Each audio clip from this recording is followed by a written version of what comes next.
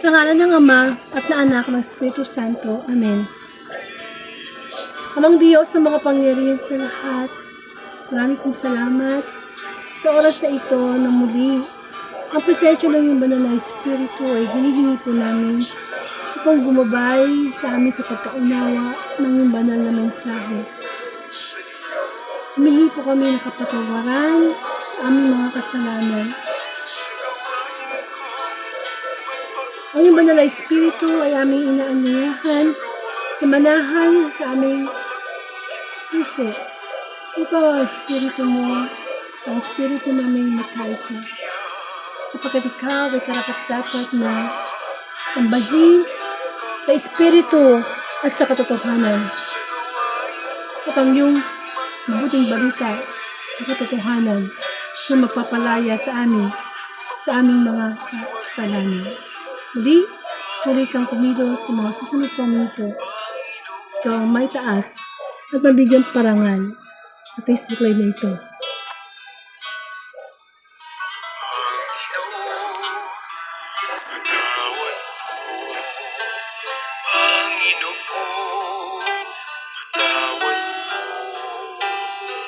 Panginoon, patawad po sa lahat ng kasalanang nagawa ko sa iyo, Kristo. Patawad po, Kristo. Patawad po, Kristo. Patawad po sa lahat ng aking pagkukulang sa iyo. Sa puso kong di marunong magmahal, sa puso kong di marunong magpatawad, sa puso kong wala nang inisip, kundi pansariling kapag-aalam. Sa puso kong di marunong magbigay, sa puso kong di marunong maawa, Kristo, Kristo, patawad mo. Tayo po ay sama-samang makinig, magnilay sa mabuting balita. At ang pagbasa po ay magmumula kay San Juan.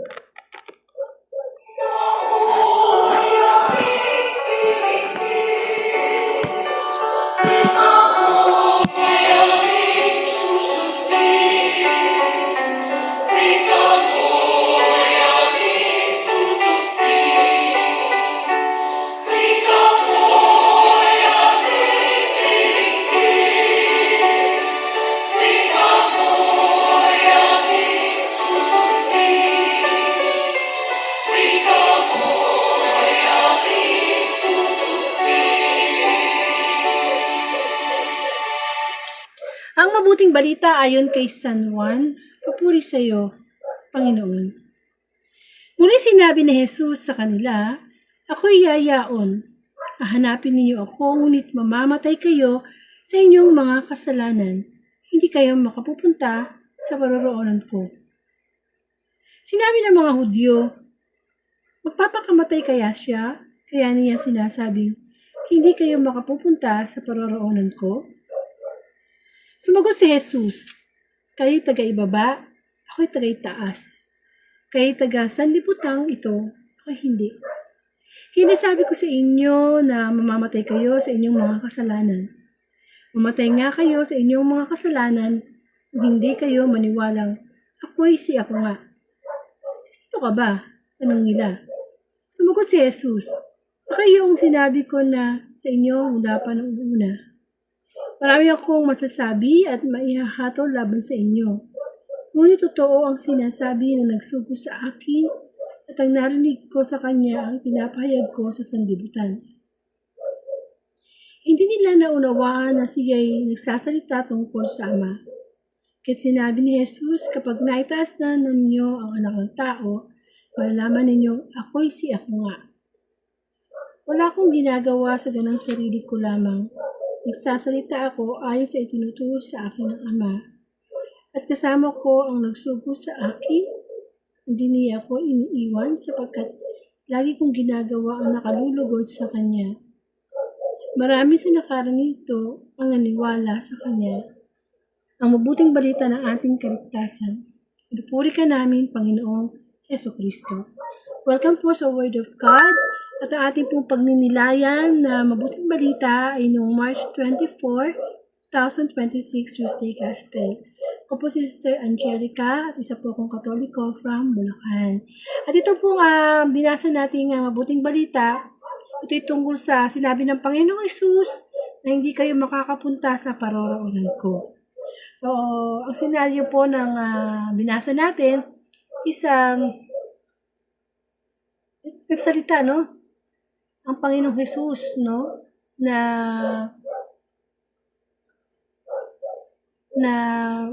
hindi kayo makakapunta sa paroroonan ko. At naisip to rin ng mga Hudyo na ano ba itong sinasabi ni Jesus? Siya ba'y magpapakamatay? Kaya sinasabi niya hindi tayo makakapunta kung saan siya pupunta.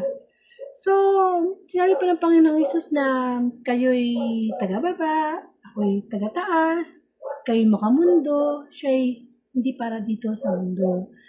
At sinabi rin niya na kung hindi kayo mamamatay sa inyong mga kasalanan, hindi tayo makakapunta doon sa kinaroroonan niya. At ano ba yung kinaroroonan niya? Yung binabanggit niya rito, yung langit, yung nasaan ngayon ng Panginoong Hesus, yung sa kaharian ng Diyos. Lahat naman po tayo gusto nating mapunta sa langit. Kung nasaan ang Panginoon, no? Pero bago siya talagang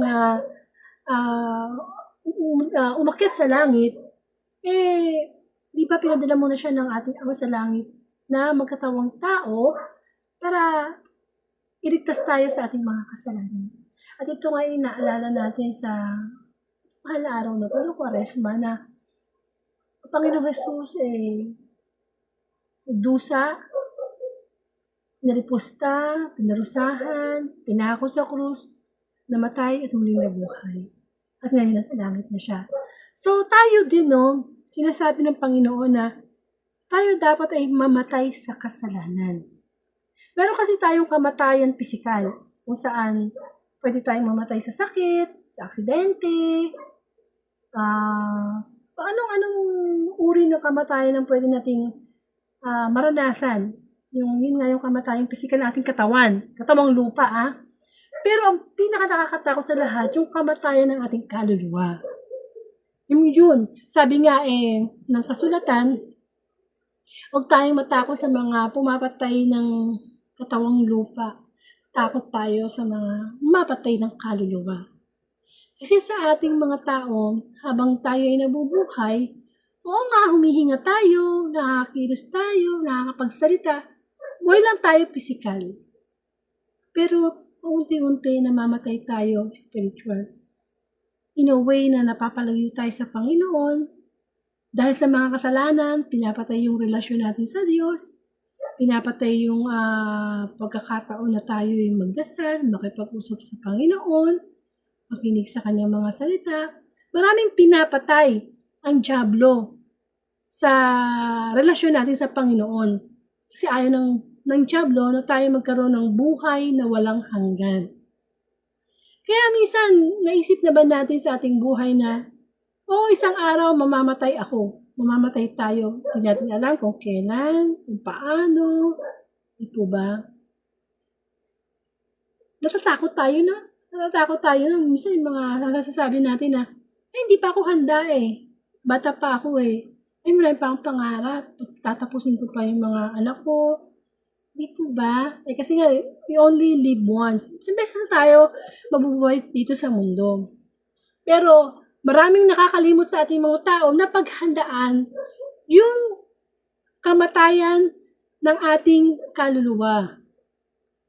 Kasi hindi tayo makakapunta sa kinaroroonan ng Diyos sa langit kung hindi tayo mamamatay sa ating mga kasalanan.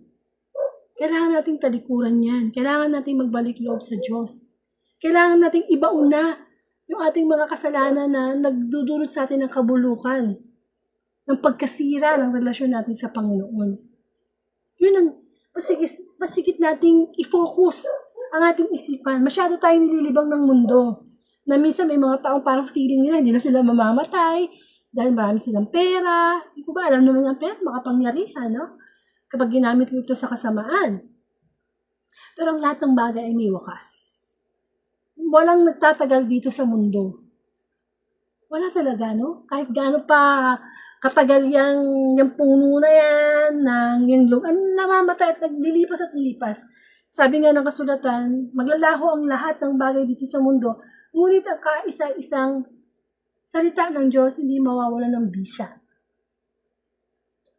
So, itong panahon ng Kwaresma, mahal na araw, papasok na ang yung mga Katoliko na magsisi, pumunta sa confession.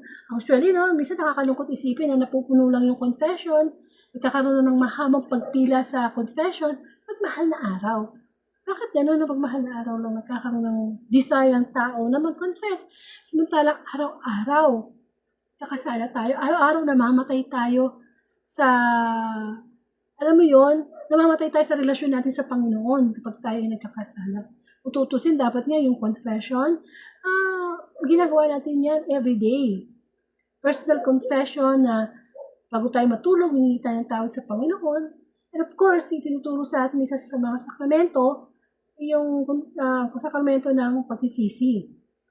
Kasi naniniwala tayo na kahit sa pari tayo nagbibigay o nagsasabi ng ating mga kasalanan, sa Diyos tayo humihingi ng kapatawaran. Kaya sana maisip natin yung mga kasalanan natin na patuloy natin ginagawa na nagdudulot sa atin ng kamatayang spiritual, yung kaluluwa natin. Anong mapapala ng isang tao, makamtan man niya ang lahat sa mundo kung ang kapalit naman ito ay kanyang kaluluwa. So, kailangan mamatay tayo sa ating mga kasalanan upang tayo pumaroon sa kinalalagyan ng Diyos. Kinalalagyan ng Panginoong Jesus. Kasi, ang Panginoong Jesus, katawang tao naman siya, di ba?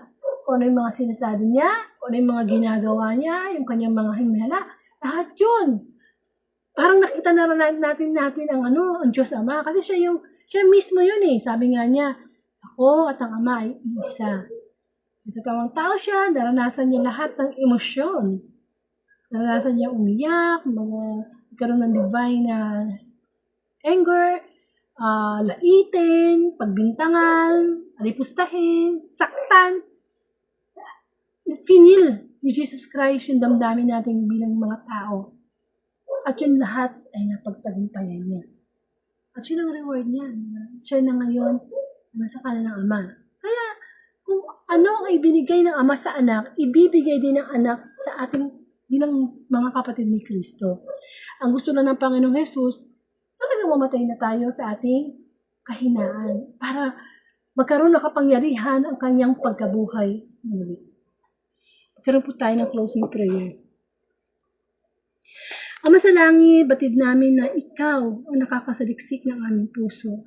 Batid mo ang mga kasalanan na dapat nang mamatay sa aming Panginoon.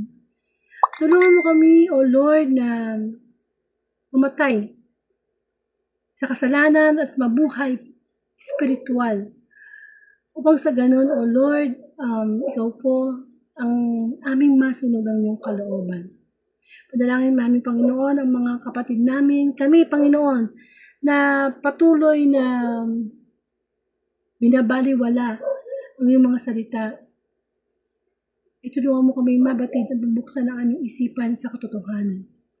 At ang iyong mga salita, ang katotohanan, ang katawan mo, ang iyong dugo, Panginoong Hesus, ang magbibigay buhay sa amin, na ang buhay na walang hanggan ay pagkakaloob mo sa amin, O Lord. Sama-sama po tayong magdasal ng Ama namin.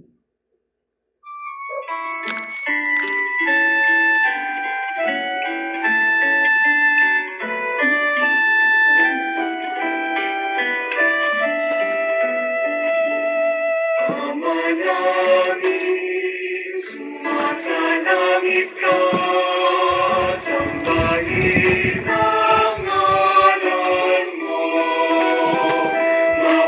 sa amin ang kaharian mo, sundin ang loob mo. Dito sa lupa para ng sa langit, bigyan mo po kami ngayon ng aming kakanin sa araw-araw at patawarin mo kami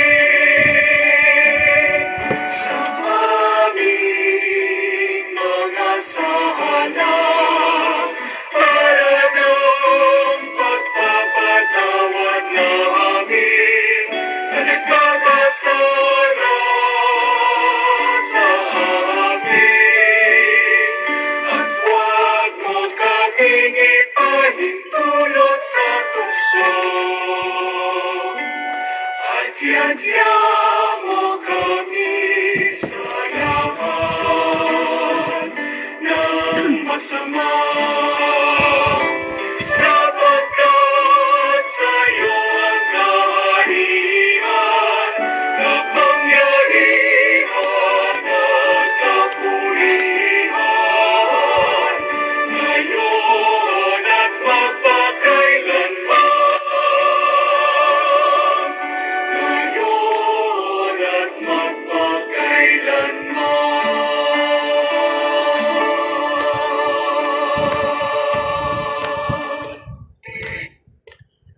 Maraming pong salamat. Pakishare na lang po itong gospel para sa pagsunod natin sa Great Commission, ang pagpapalaganap ng mabuting balita. At isusunod na po ang March 25, 2026, Wednesday Gospel. Sama-sama po tayong magnilay ng mabuting balita bilang pagkain spiritual. To God be the glory.